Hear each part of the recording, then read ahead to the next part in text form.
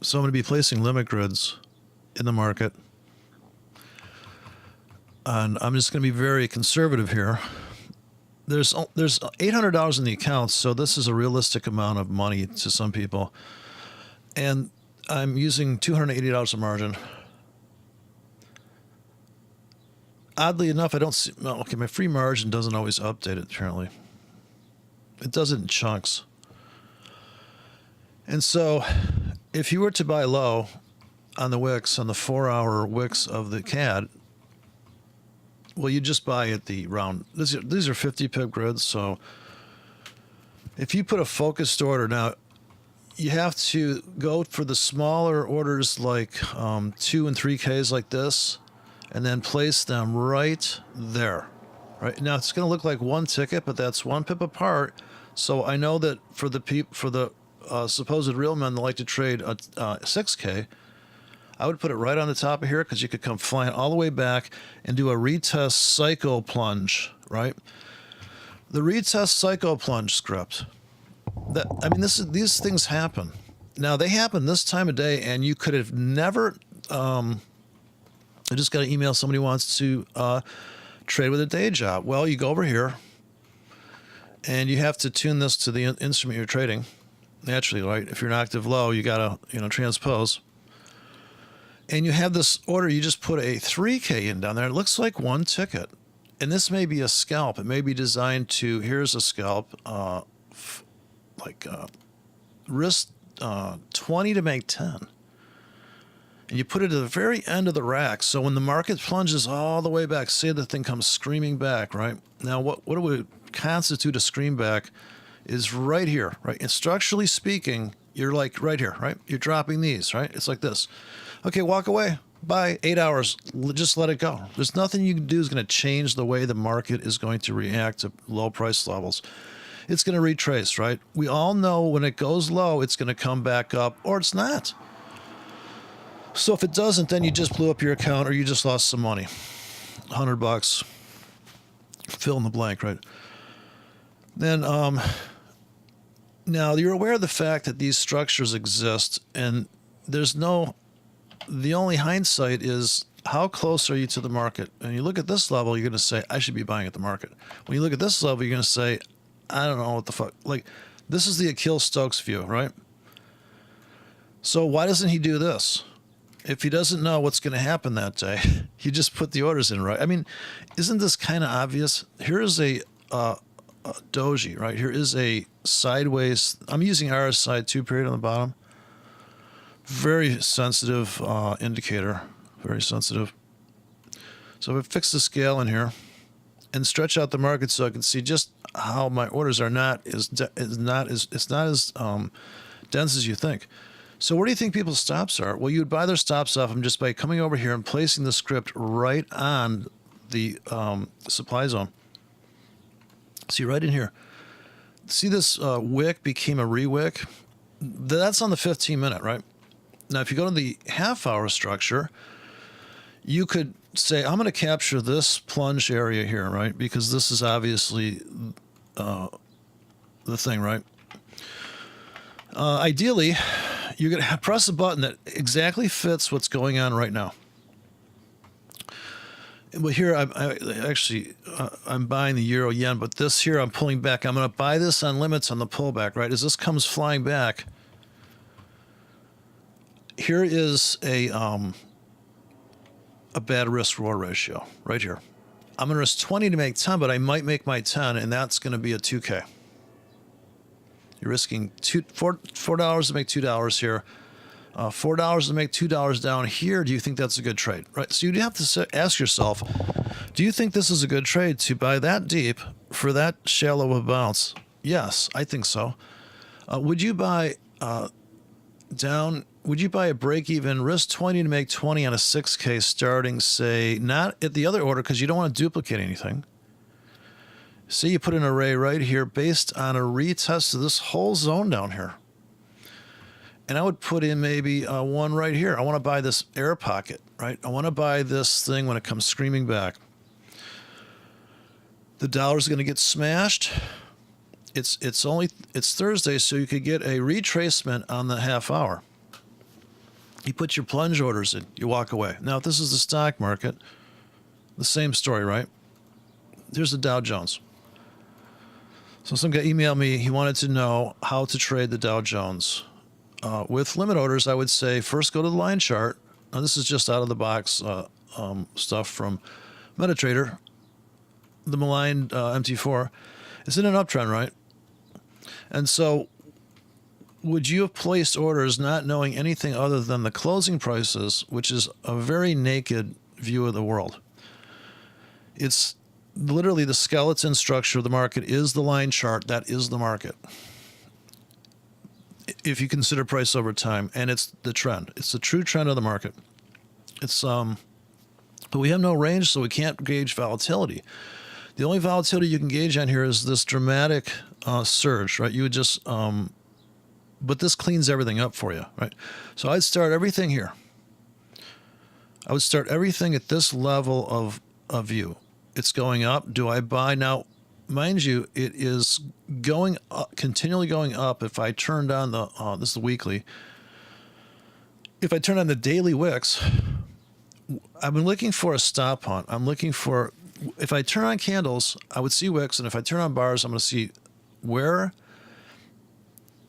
how quiet the market got before it broke out. Now, in a perfect world, you put a buy stop here and a sell stop here, and without the wicks, it's this is the utopian dream. This is the Gartley. So this is the same thing, right? Because the triangle is right here. Here's your Gartley, right? How can you miss this? Some guy said that's not how you draw a Gartley. Well, sure it is, right? The market's skewed. Look up Chicago Board of Trade Skew Index. The market's skewed, right? Well, these Gartleys are skewed. They're like fucking jacked like this. It's like, well, it's a Gartley. Oh, that's not a Gartley. That's actually a bikini top. You know, that's a bikini top entry. And then where do you get on the train? And can you just scalp order blocks if you have a day job? Now, if you go to the 4-hour chart, he claims he's on a 4-hour chart. We're all suspicious now. After recent activity, now you got your guard up. Now, that's the candles. Let's go to the structure, the real, true structure on the closing prices. And let's go for the classic, pick this top here and identify that and tell yourself, is this a good place to buy? And then you do the wax on, wax off, and you turn that on, you see what it got filled perfectly on that day. But unfortunately, that is the empowered trading setup where you waited a month to get filled. I mean, I don't know. I don't have the time separators on here, but turn on show period separators. Okay, so this is the beginning of the week. So this is the climax in the week. But if you notice, if you would have put sell limits, bravely put a sell block up here, that is the trade. If you have a day job on the 4-hour chart, that's the trade, right? That's the entry. What are you going to do about it? There's nothing you can do about that. Now, what's the trade right now? You got an order bank that maybe starts at this wick top. The bigger the zone, the more risk. Now, you didn't get filled on the whole bank, but you made money on a couple tickets. This is why you want to, inside this bank here, you want to put focused orders. You need to have scalps built into this. If this target for this, see, once again, you got to keep stretching this out so you can put in the scalps to pay the rent. You got to pay the rent. You can pay for a Porsche later, but you have to pay the rent. Right? You have to make, you have to make enough money on the wicks to survive the swing after the candle closes. Whatever pattern you're trading, anybody that trades a candlestick pattern is waiting for closing prices. You should be in on that candle. You need to find a way to be long or be short on the hammer. If you see a pin bar, you've missed your. If you see a pin bar and you're not in that trade, you missed your scalp. You missed your entry. And this is literally like trading. This is like a tactical approach to trading where you have sell banks, buy banks, and then you have now this is speaking purely in limits. There's no stops in this plan. There are no market orders in this plan. It's pure limit trading. Because if you have a day job, you can't be fucking with the market. And you'd have to move your stop and cancel it. If you see the market's roaring back and you're like, holy shit, they're going to pick me up on these bad price tickets and I'm just going to get killed. Like, if those have wide stops, then they're going to tag it, rip it back, and then they're going to hit it, right? And they're going to crush you out. So, you have to be aware of everything you have pending out there in terms of that. So if you stick everything in limits, you're not going to get lost, right? And you can do the dollar risk and the per ticket risk. And here you can see, now this all comes ahead of time. Where do you think the people that sold up here at this top? So just in the most lughead terms, the people that sold here, they have a trailing stop, and right here is where they get stopped out. If they're really strict about their stops and stuff, money management, they got chopped here, but this is a flag. So people that trade flags, there's a way to build a position on the flag, and that would be, if you do think the market's going down, you're constantly selling on wicks. But see this fractal here, this is a larger flag, so you'd sell these wicks. You're building a position to go the other way, right? And so you're thinking ahead, hopefully, but somebody's range trading that and making a living, and somebody is building they're buying on wicks only down here, and they're building along to. They don't want to put a buy stop here and get trapped. They want to load here, scalp out of something here, and let the rest go. Like, who are you?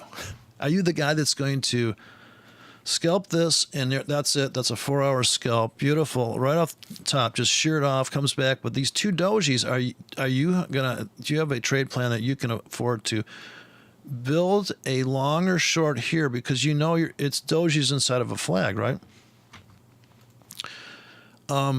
These are kind of dojiest, actually. These are really dojis. Believe it or not, I think.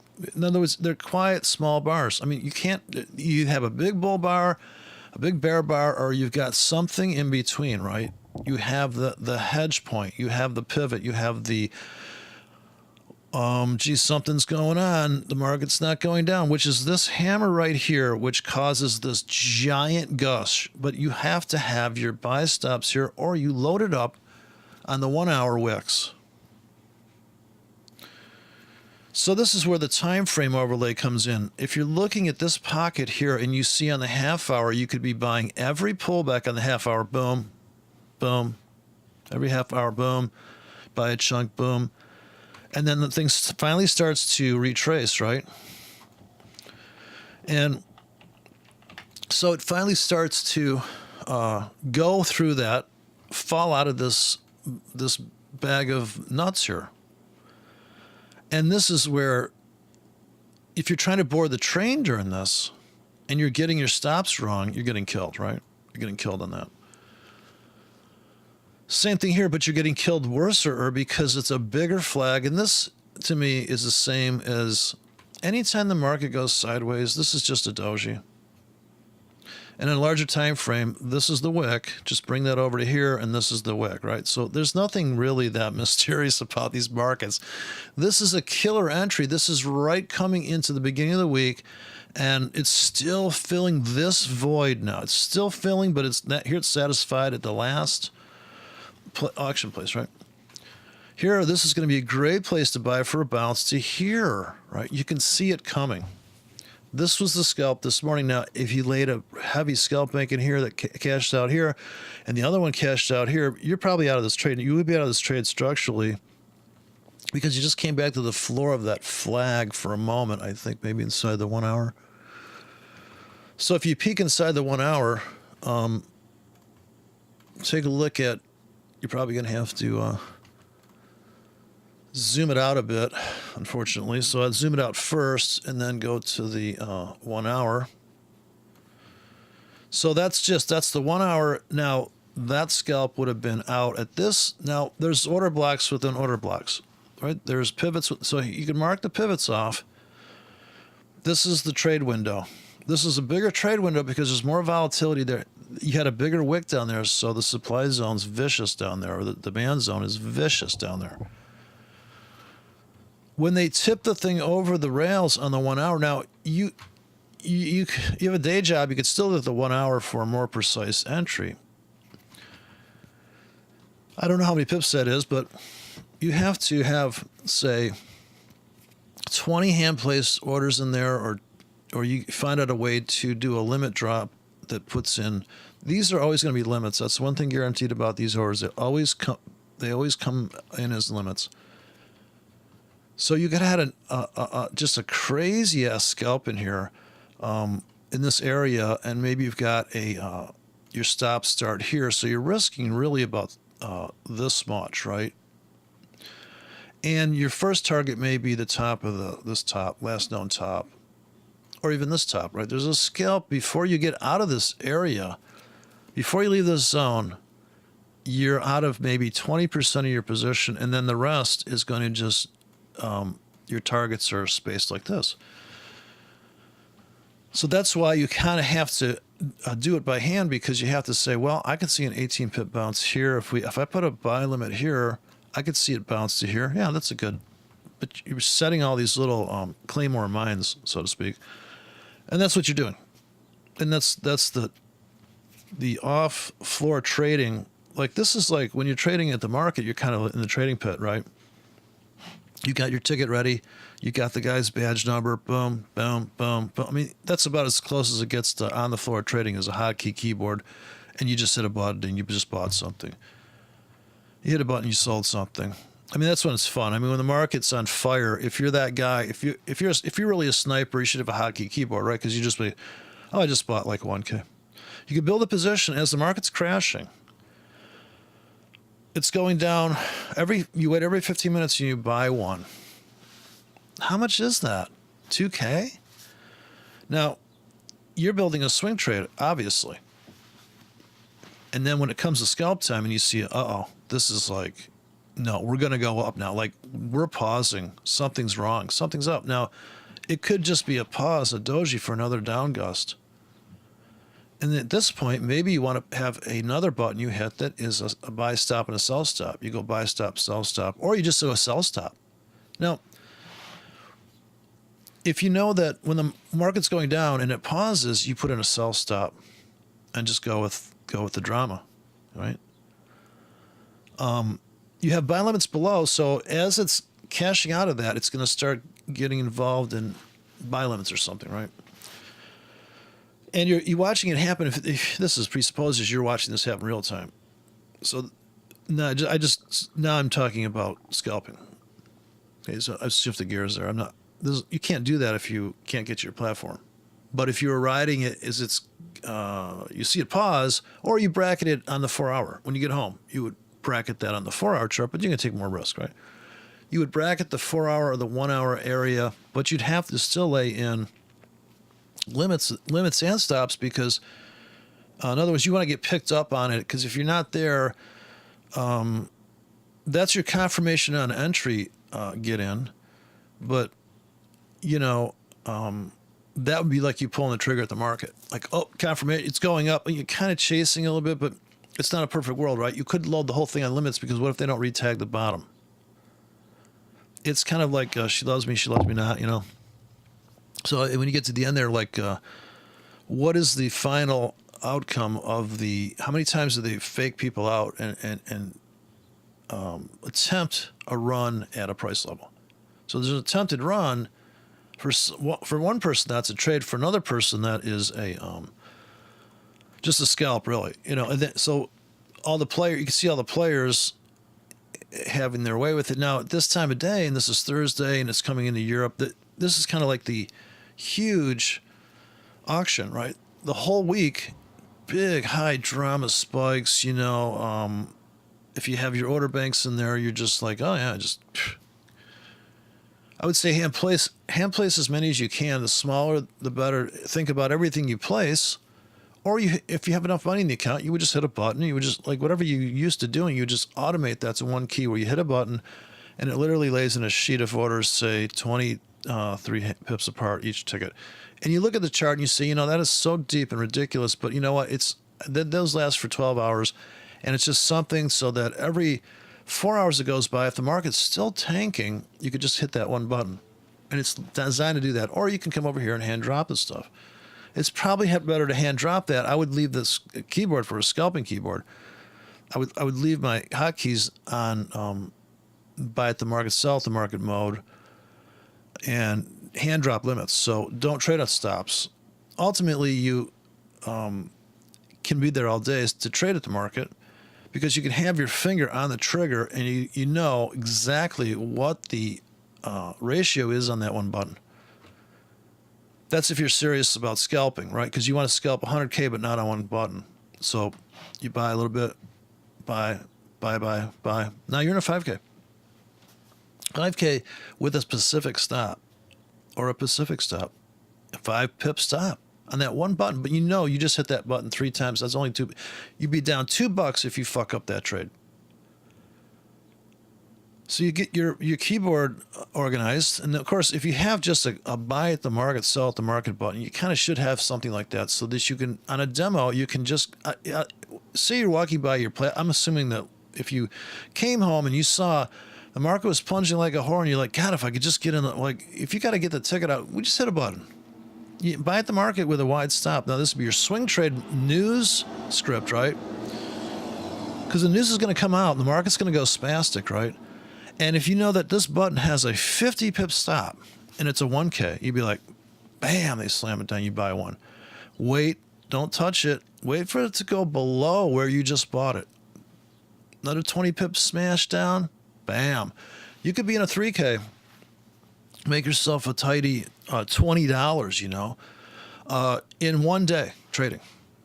The news at the market with a 50-pip stop on a hotkey, right? The discipline is not to hit the button too many times.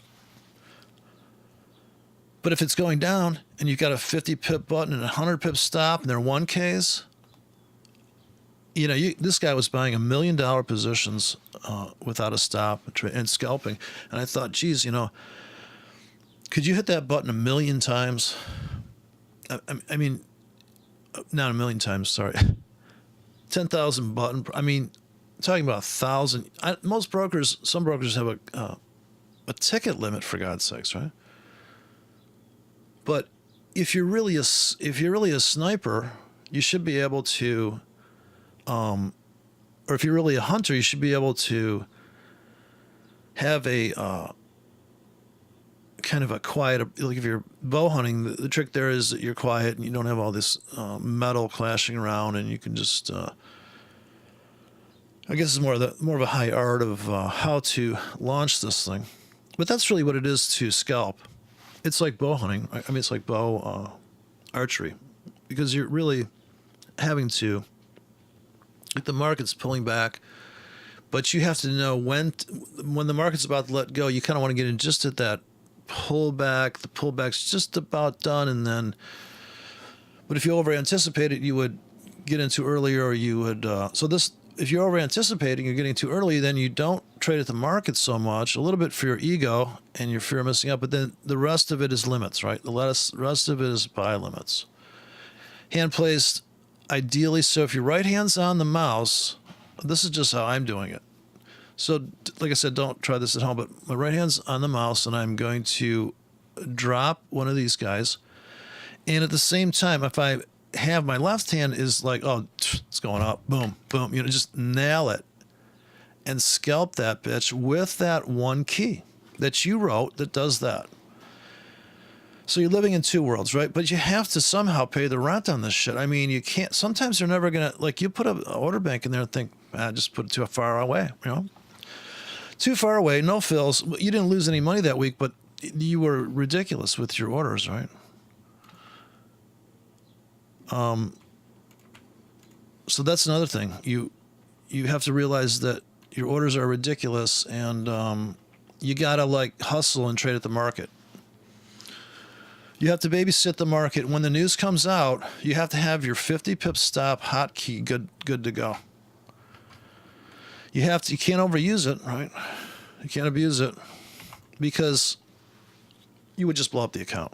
If you got too giddy about a move, you started giggling and you're like, oh, I've done this before. Now, the nice thing about the true scalp key, the 5 pip stop, the 8 pip stop, it buys a 10K with a 8 pip stop, and you're like a real sniper and all that jazz. But that's the thing. But if you're off the floor trader, and of course here we can see that the market's down here, you put a scalp bank here now.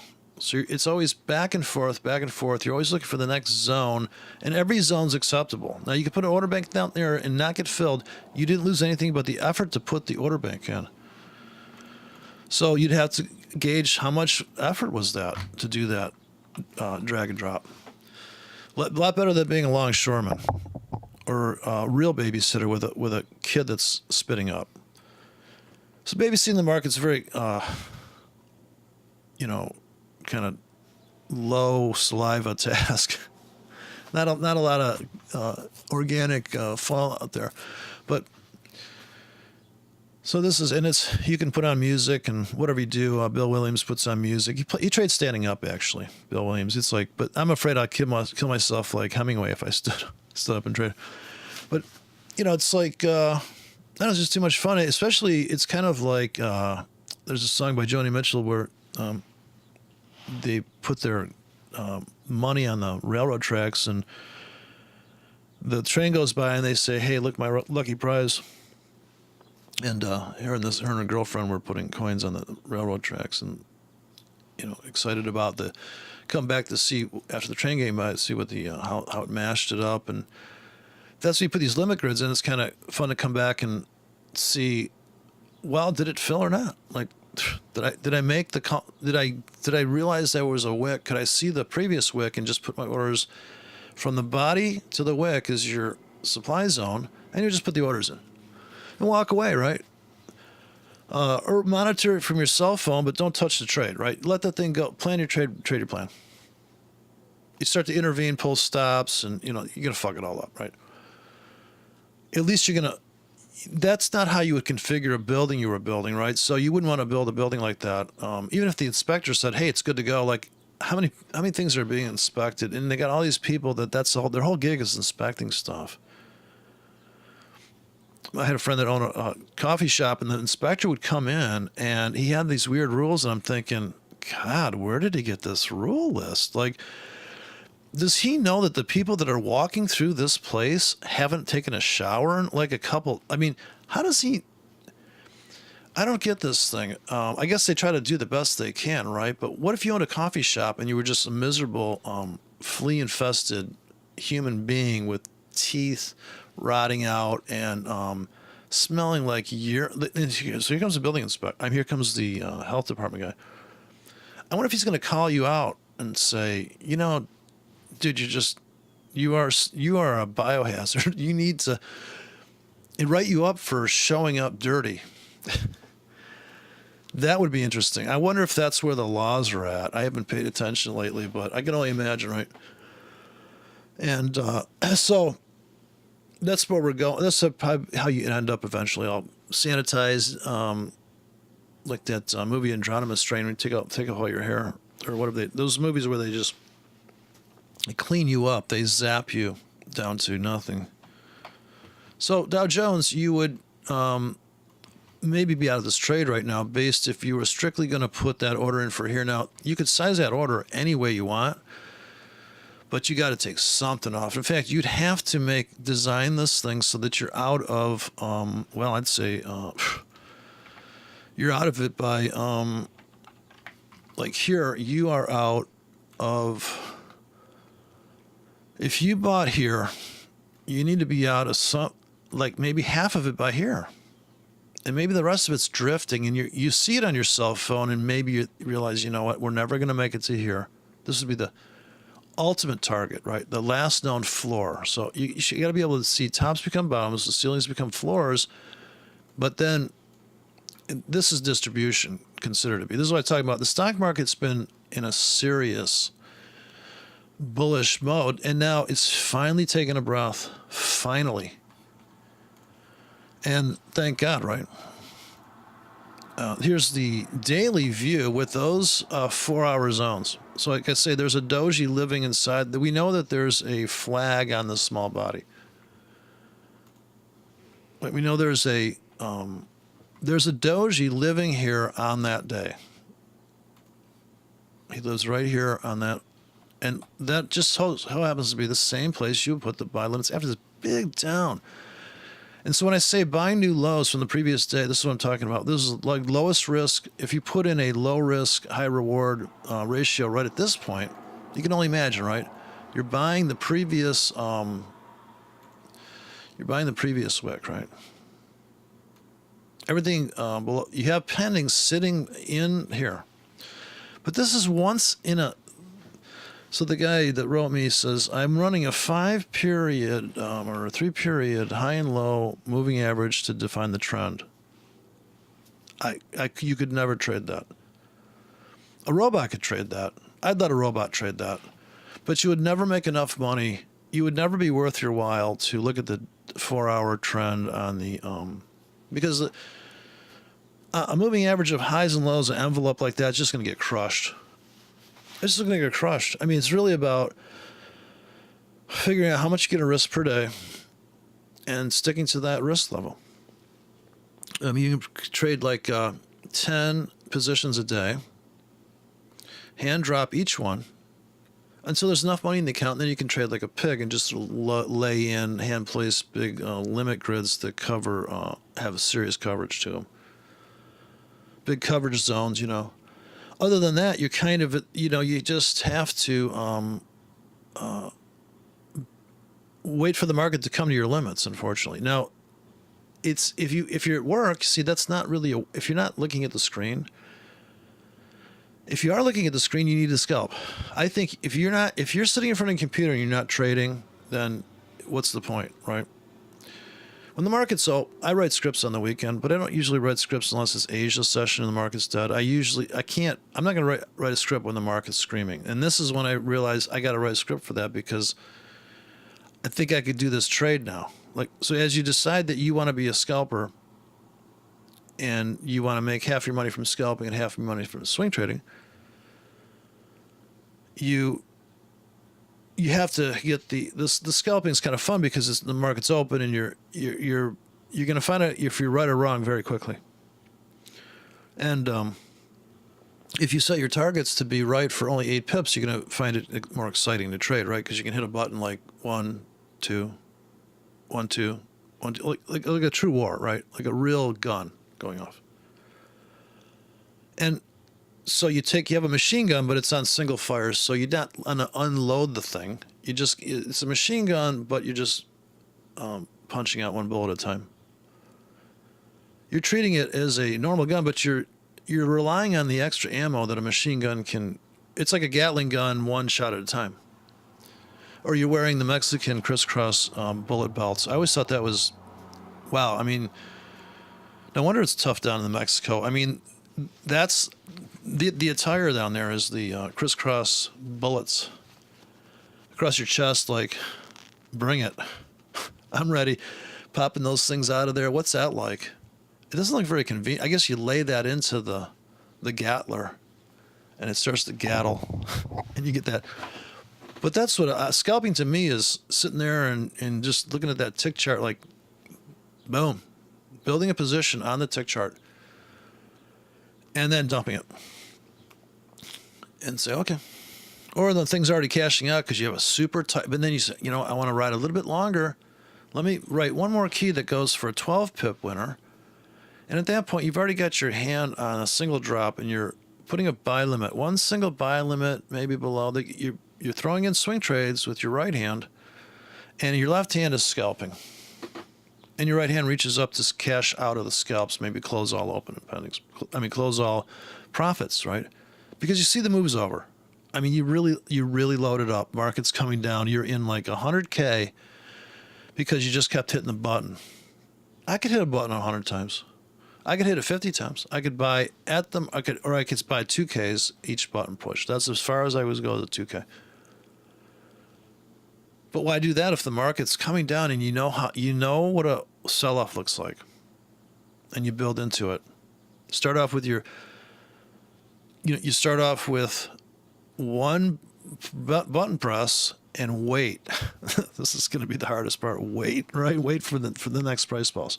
You're waiting for the next tug down, and you're watching your margin. You're watching your equities. Make sure if it really screams down, okay, you don't trade it. You wait, because maybe it's really going to get, and then you lock another one in. Now you're in 2K. See, the problem is you'd be in 4K if you set that key to. I didn't realize how much 3K is worth until you're down 1,000 pips, right? You really can't imagine how much damage you could do with a single ticket. You can do quite a bit of damage to your account.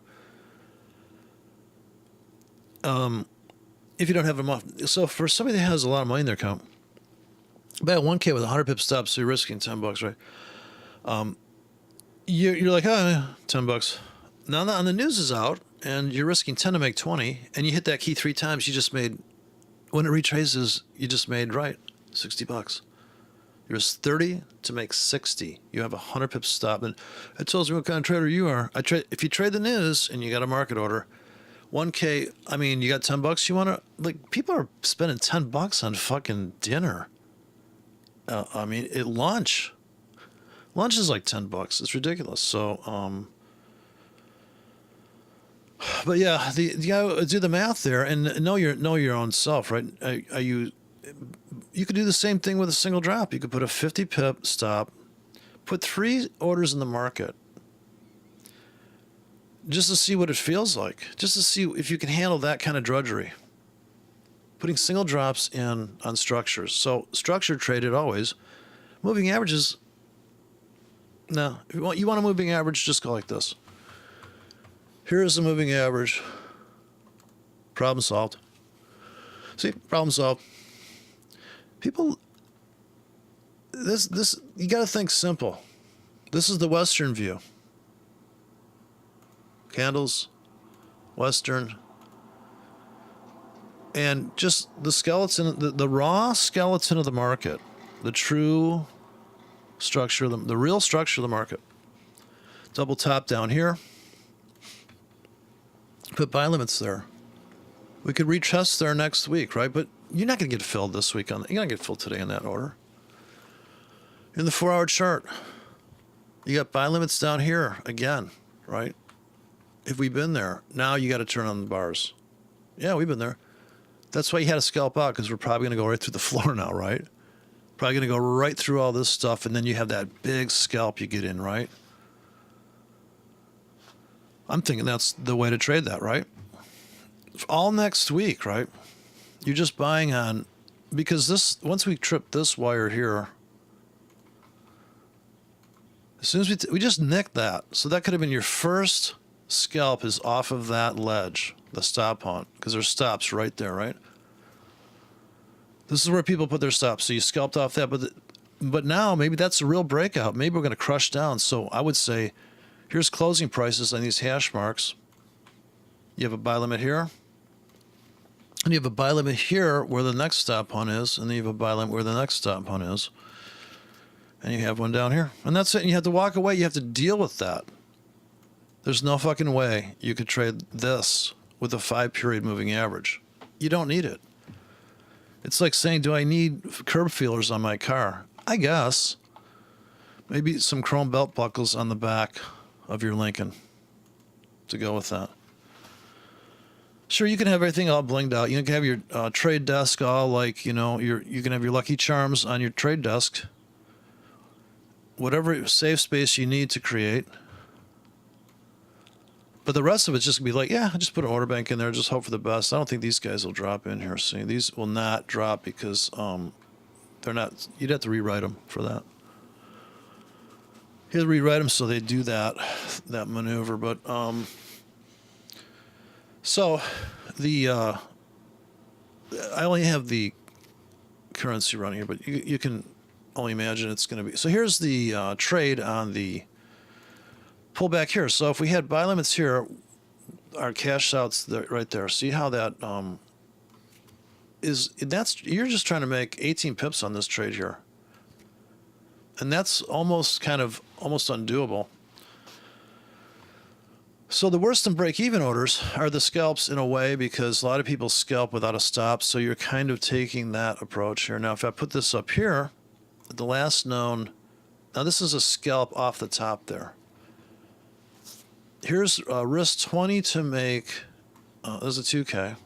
But if I put it right on the treetops, right on the rooftops here of this doji, I'd be scalping off the top of this. Anything that comes up, in fact, you put on every bar as it sweeps up, scalps only.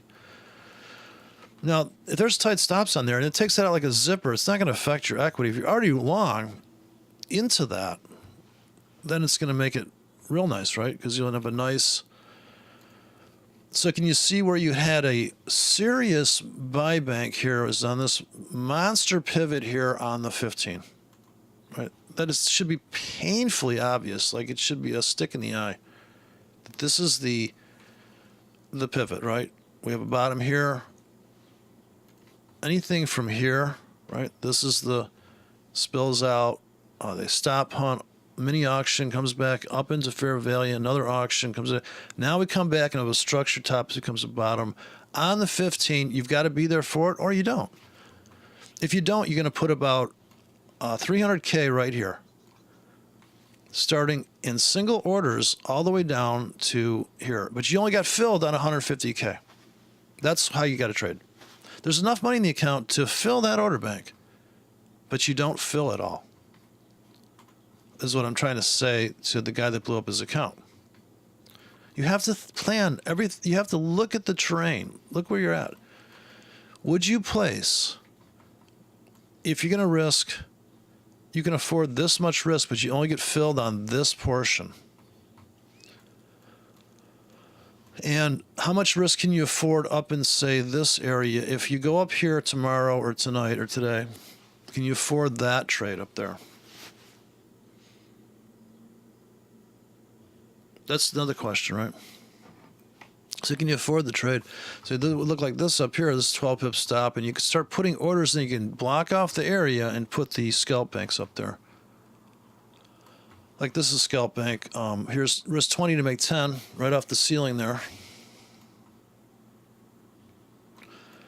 And here is the same thing. This is a bad ratio here, but you're buying right there on the pullback zone. So if this thing comes slamming back, for some reason it comes all the way down here. Now, if it was a real news day, big news day, you could have buy limits here. So if it comes smashing back through, I've seen that happen, where the market literally rips through the floor after being up here, and it looks like it's an uptrend. But where's going to be the next contention zone? It's going to be on the 15. This wick brought forward right here. So we've already ricocheted off. The seller's already come in, but this will be the retest. But we don't want to sell there. We probably sell beyond, because that's the it's probably going to go smashing up. I'm thinking up into this bottom, that wick right there. And if that happens, you don't want to get in too heavy there. You want to get in heavy up here in this thing, so you save your iceberg for your blimp up there for the top, ricocheting off the ceiling way up there. So you get that and that style of entry. But that's what I'm thinking. Now we have to wait for that to unfold, and Dow Jones, it's pretty hard to see. I guess this is why people use candles, because it's like, oh, it's down, it's going down right now. So it's going down right now, and if you go to the, even if you have a day job, you can see the 15 now. It looks like we're going to plunge through, right? So a bottom became a top, and I think they're going to unravel the stock market pretty hard. I mean, the stock market's just kind of doomed, I think, at this point. It's just going to start melting down slowly into the end of the year. And it'll be a terrible Christmas shopping season, almost guaranteed.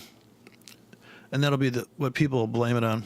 Because people have to blame, especially if the economy's not going their way, they're going to blame it on who's ever somewhere. But that's actually, unfortunately, it's the market and the way it's constructed right now. It's just, that's how it is. But people make a living out of that, out of blaming and doing the whole like, oh, this is the cause for that, and you look at Zero Hedge and all these articles, this is the fundamentals, this is what's driving the market. Really? I think it's just falling in a hole, or it's just way outstretched. It's physically beyond the limits of physics. If you think the market's a structure, then the structure is cantilevered out too far, right? It's too far out in space. So there's something that's it's over leveraged in its own right. It's out on a limb, as they used to say. Don't go out on a limb, man. Okay, well, let's be traditional on these trades, okay? Okay, Sarge, what we're going to do there is... But you see now, the tactics of putting in limits down here that may never fill is certainly going to keep money in your account. That's the bonus, right? So no fill, more money. But if you're tempted to trade on your phone... hopefully you've got a one click with a stop, or you don't have enough money in the account and you're going to use the whole account as a stop. So you could do that too. You could just say, I'm going to buy, and I could afford your first ticket, you're going to be able to afford 1,000 pip move maybe. The next ticket, you only afford, if you have a mental, if you have 1,000 pip stop on the account, the next ticket you're going to have to move. Now you're risking 5 per ticket. And you're going to start slicing it down. So when you get down to like too many tickets in there, your stops have to be, the stop for the account is just tightened up naturally by default, right? Based on what you have in there and right to the edge of blowing up. So it's always better to trade with stops because you can free up margin if you're wrong. Just in case you're wrong, right? And that's what I would say, right? Just in case you're wrong, free up margin. Now here it looks like we're going to plunge. The stocks are going to come down here, and you would start filling on your limits would start, say, here. But I wouldn't buy, like I said, I would only buy these white lines right now with wide stops. I think that's the way to go.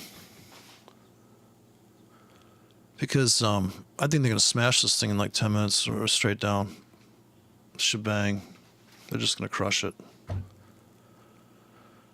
Okay, let's see what happens.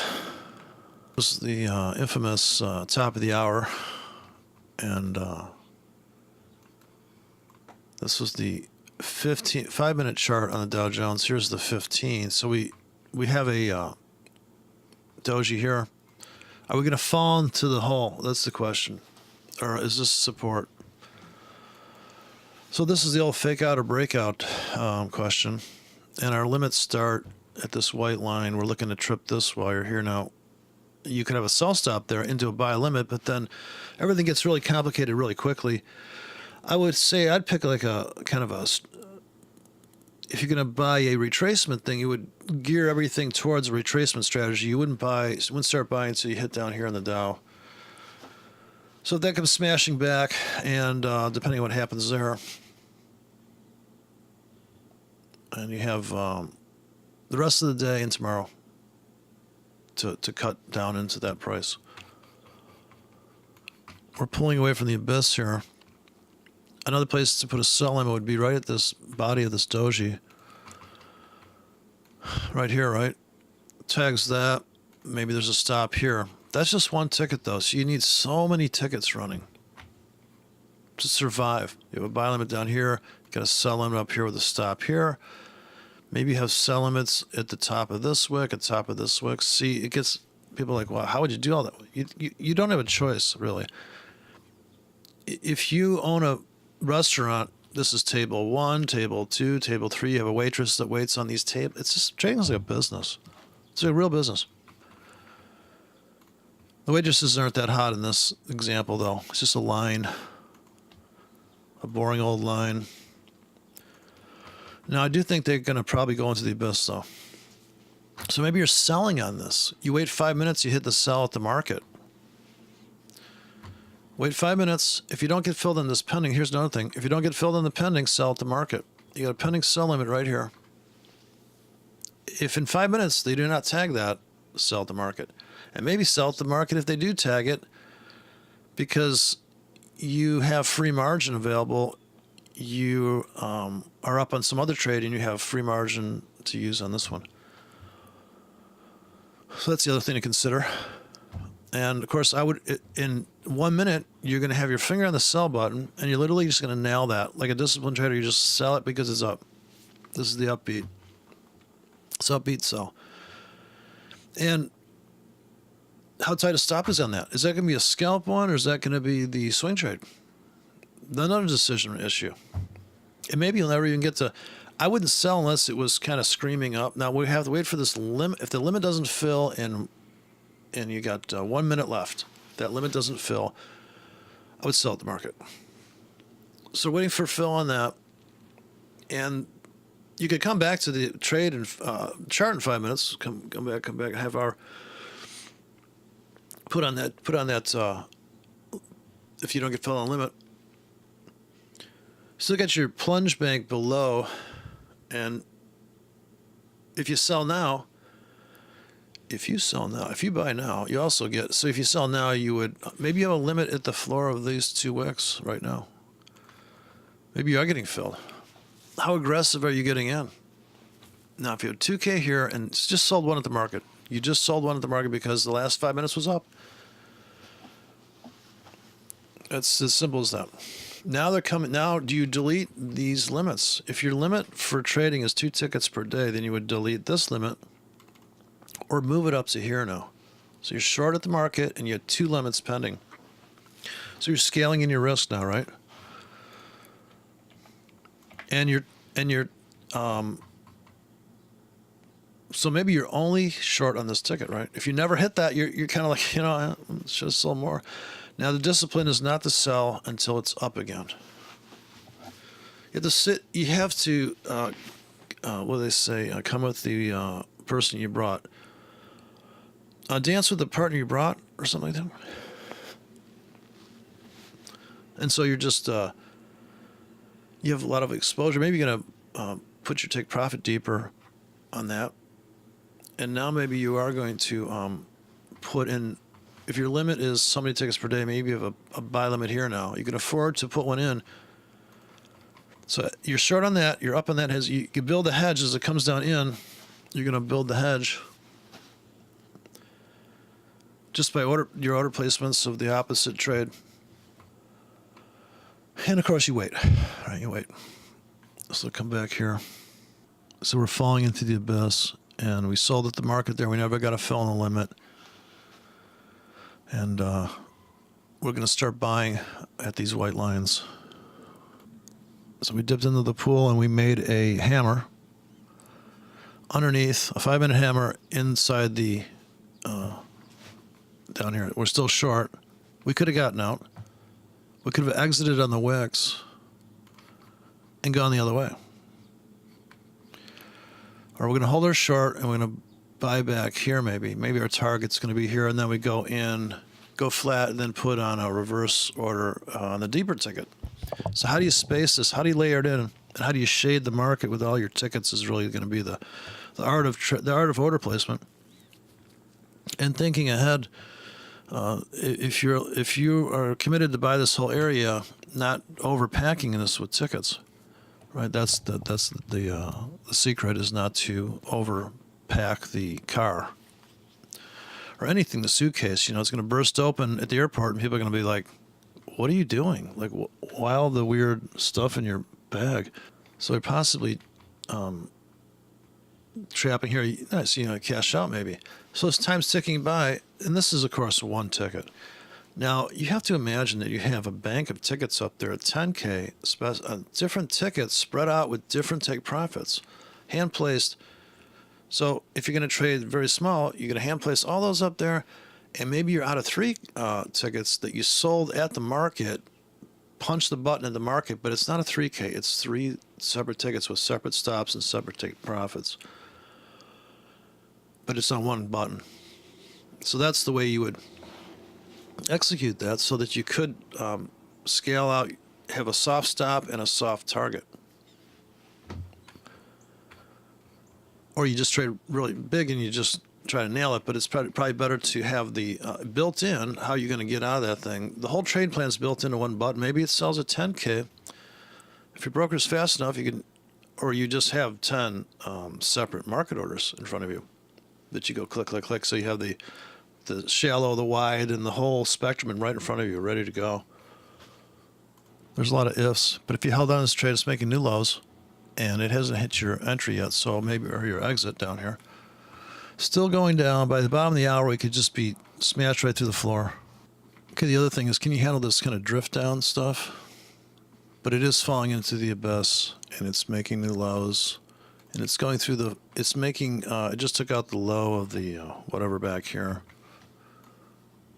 So it's got quite a ways to go, and I would definitely buy if the Dow came down to here, this line.